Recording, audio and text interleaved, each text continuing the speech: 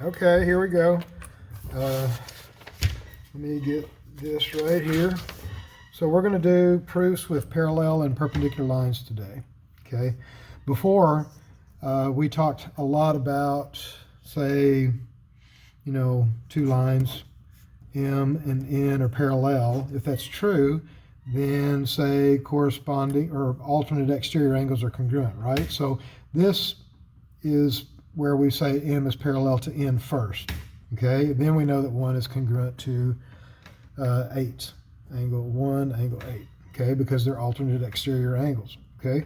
Now we're going to do it backwards. We're going to have a couple of lines there, and we don't know if they're parallel, so we want to prove that they're parallel. So based on information like, say, if this was 100 and this was 100, then we would know that the lines M and N were parallel because the alternate exterior angles were congruent. So we're starting off not knowing if they're parallel.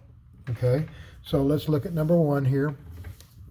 Okay, number 1, these positions positions are the corresponding angle positions. Okay, so if they're congruent, like if they were 100 and 100, then are these lines parallel?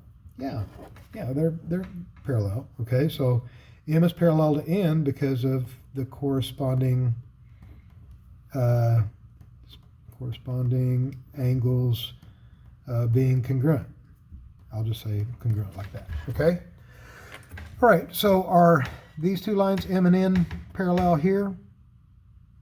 If these are vertical and they're congruent? Well, that fixes this line to this one, but what about this line? Couldn't this line just be any old way, right? It doesn't necessarily have to be parallel to that one because of the vertical angles, right? So this is no. Okay, that's no. So there's not enough information. Not enough information.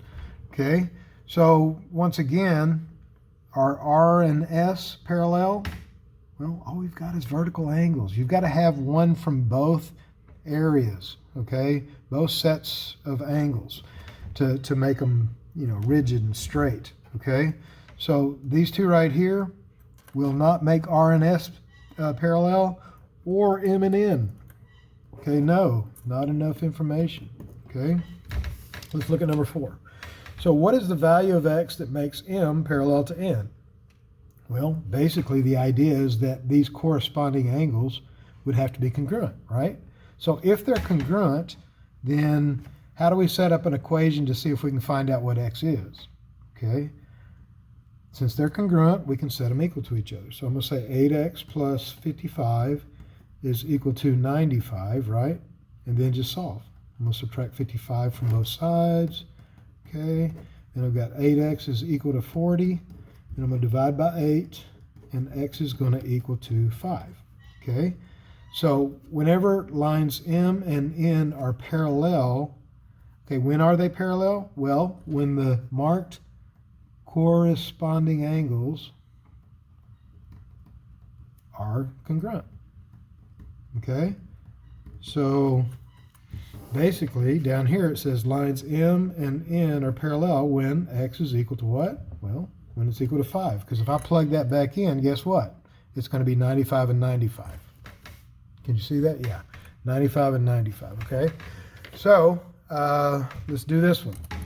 So these are alternate exterior angles, right? So if these are equal, then these lines are parallel. M and N are equal when the marked alternate exterior angles, okay, are congruent. Okay, so basically to set up the equation, since they're congruent positions, you're going to set them equal to each other. So 200 minus 2x is equal to 130. Okay, don't let it bother you just because there's a negative on the x. Okay, so we got to get rid of the 200. Still trying to get x by itself, so we get rid of the 200.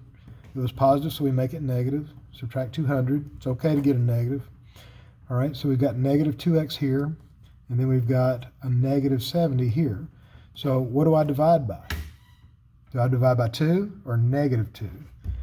Yes, negative 2, because 2 negatives makes a positive, right? So those negative 2's cancel, and this will be a positive 35. So down here, lines M and N are parallel when X is equal to 35. All right? So how do I set up this equation? Okay? Do you remember what these are called? They're consecutive interior angles.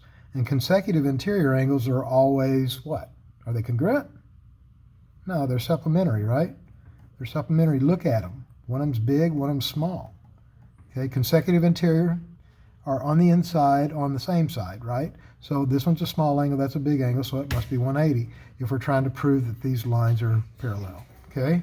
So lines, well, let's go ahead and solve it, okay? So this one plus this one is equal to 180, okay? So I'm going to combine the like terms on one side. That's 1x and 2x is 3x, equals to 180, divide by 3, and I get x is equal to 60, okay? So lines M and N are parallel when x is equal to 60, because if I plugged it in there, that would be 60 here. Well, not, yeah, and then you plug it in here, and it'd be 120. So these are supplementary, so they're parallel. Does that make sense? Because they're consecutive interior angles. All right, let's do the other side. Okay, so the transitive property of parallel lines. Oh my goodness, okay? So you remember the transitive property? We had the three calculators that we always talked about. We got first one's equal to the second one's equal to the third one. So guess what?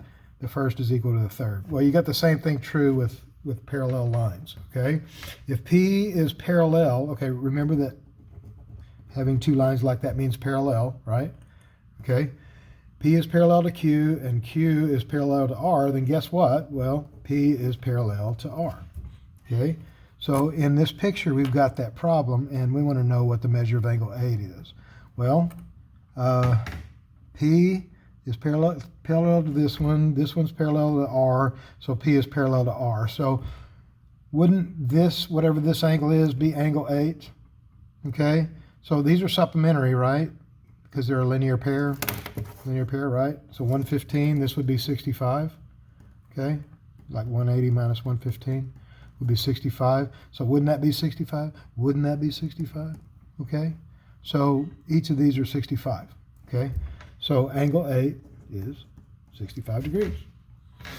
Okay, next concept is the distance from a point to a line.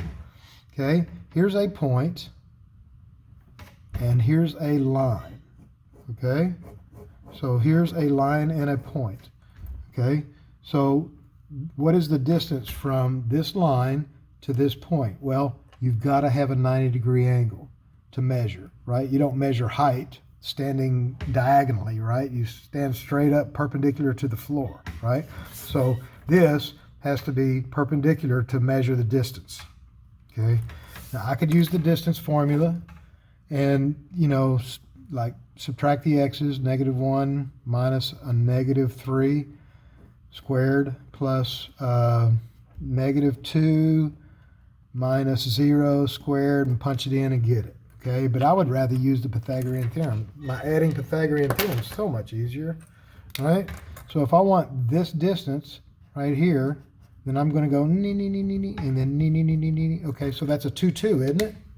Right? Isn't that a 2 there and a 2 here? So all I got to do is go square root of 2 squared plus 2 squared, and I get the distance, right? So that's 4 plus 4 is 8. So whatever the square root of 8 is, okay, I didn't bring my calculator. It's somewhere real close to 3, because square root of 9 would be 3, right? Okay. Down here, got 3 concepts that are pretty logical. Okay, if you have 2 lines intersect to make a linear pair of congruent angles, okay, so that's a linear pair, and these are congruent. See how they put the little marker there and this one here? They're telling you that 1 is congruent to 2.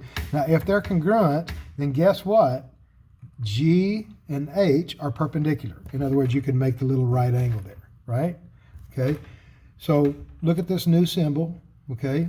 Perpendicular is like that, upside down T, like an upside down timeout, right?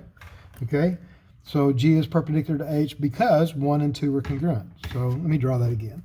Okay, now since that angle and this angle are congruent, you can say it's a 90. Does it make sense? Okay, next one. Okay, if a transversal, okay, that's the transversal J that's cutting through two parallel lines. Okay, see that little arrow? See that arrow? That means that it's parallel. You can barely see it there, okay, but that means that it's parallel. All right, arrows mean parallel.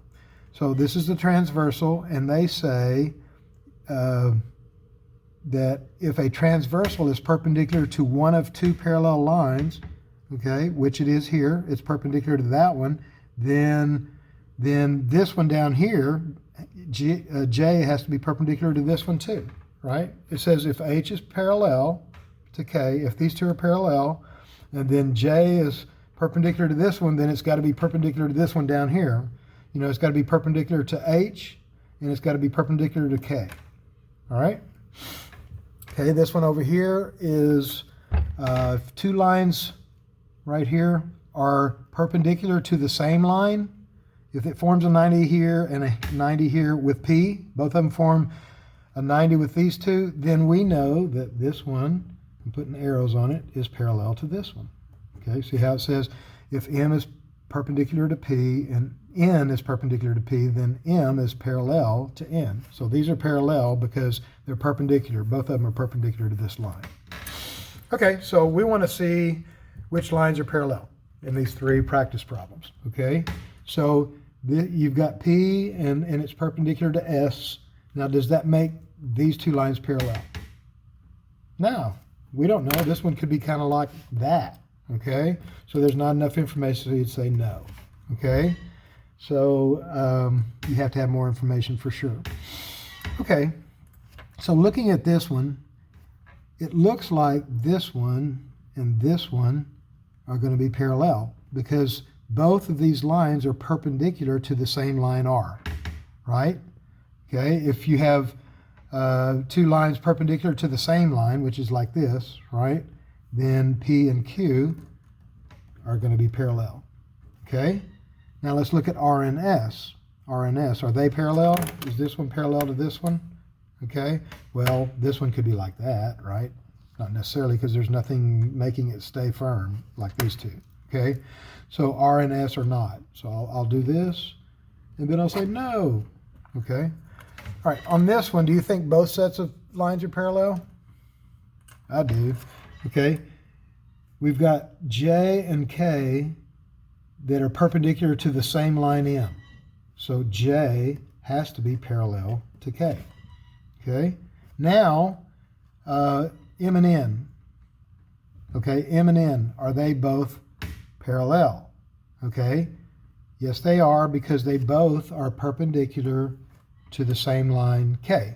So this one and this one are perpendicular to K. So M, N, perpendicular to K. So guess what? M is parallel to N. Okay, thank you. Have a good day.